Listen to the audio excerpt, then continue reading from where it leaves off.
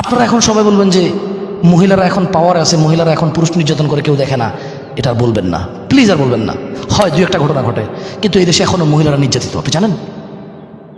আপনি জানেন মহিলা সকালবেলা ঘর থেকে ঘুম থেকে উঠে বাচ্চা কাচ্চা না থাকলে শ্বশুর শাশুড়ির জন্য বা নিজের জন্য বা নিজের জামার জন্য কাজ করতে হয়।